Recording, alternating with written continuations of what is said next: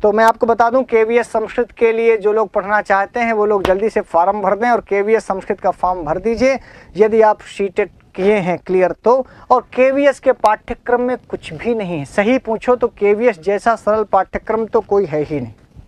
मैं संस्कृत की बात कर रहा हूँ, इतना सरल और इतना सहज और इतना बोधगम्य कक्षा 6, 7, 8, 9, 10 की किताबें।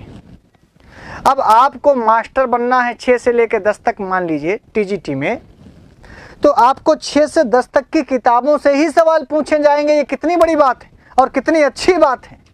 तो कक्षा 6 की किताब जब आप बीए कर लिए हैं, आप सीटेट पास हैं, तो क्या आप कक्षा 6, 7, 8 की किताब नहीं पढ़ सकते? पढ़ सकते हैं।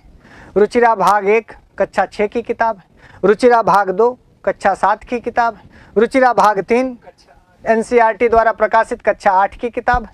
सीबीएसई बोर्ड में आप पढ़े होंगे तो बोलो हाँ या ना।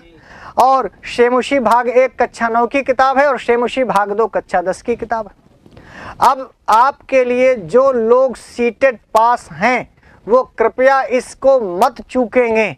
हर हाल में आपको सीटेट का फॉर्म भर देना है। सीटेट यदि आप पास हैं केवीएस वाला फॉर्म भर दीजिए टीजीटी का, क्योंकि मार्च में हो सकता है एग्जाम भी हो जाए और कोई लफड़ा नहीं होगा। केंद्रीय विद्यालय संगठन कितना अच्छा, केंद्र सरकार के आप कर्मचारी होंगे, डायरेक्ट केंद्र सरकार के कर्मचारी कहलाएंगे, सारा केंद्रीय अत्ता भत्ता आपको मिलेगा। ये सब चीज़ें एक तरफ पे आपको बता दूं, TGT, PGT, UGC, NET, JRF, higher, RPSC, DSSB, इन सारी परीक्षाओं से सरल कोई पूछे कि सबसे सरल परीक्षा क्या है, तो भाई साहब मेरी दृष्टि में तो केवीएस है।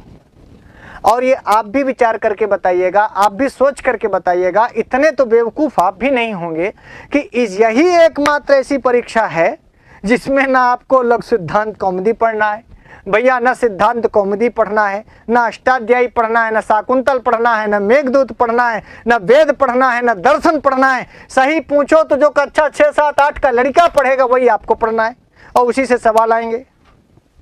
अब बताओ, आप बीए पास कर लिए हो, सीटेट पास कर लिए हो जूनियर वाला, तो क्या इतना गधा हो कि 6, 7, 8, 9, 10 की किताब से क्या पूछ लेगा कि तुमसे बनेगा नहीं।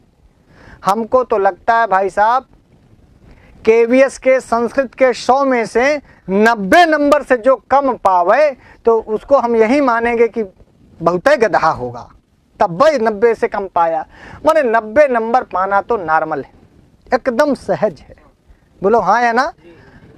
अब भाई 80 नंबर का उसमें जो और जीके जीएस है, अंग्रेजी है, हिंदी है, तो आप ये जानो कि जब तुम संस्कृत पढ़े हो तो 10 नंबर के हिंदी में तुमसे का पूछ ले कि तुमसे न बनी भैया। बड़े विलोम पूछ लेगा, पर्यायवाची पूछ लेगा, कि संज्ञा पूछ लेगा, सर्वनाम पूछ लेगा, कि विशेषण पूछ लेगा, मुहावरा पूछ लेगा, लोकों का पूछ लेगा कि संस्कृत वाले को अंग्रेजी नहीं बनेगी, संधि पूछ लेगा, समास पूछ लेगा, कारक अलंकार क्या नहीं बनेगा, सब बन जाएगा। तो समझो 110 नंबर तो तुम्हारे लिए फ्री रखा है। बोलो हाँ है ना। माना कि अंग्रेजी में तुम्हें थोड़ी बहुत दिक्कत हो सकती है, हो सकता ना भी हो, चूंकि हमसे अंग्रेजी बनती नहीं तो हम सोचते हैं कि जैसे हम है वैसे सब लल्लू लाल है। पर यदि आप पूछा सब सरल ही जाएगा। और 5 नंबर कंप्यूटर से पूछेगा तो नॉर्मल चीज़ें कंप्यूटर से पूछता है। आप जाने चाहे ना जाने उतना पढ़ लेंगे, 1-2 दिन भी आप पढ़ लेंगे तो आप अच्छे से कर लेंगे, ऐसा मेरा वादा है। बेसिक चीज़ें पूछेगा, सब चीज़ें बेसिक ही पूछता है।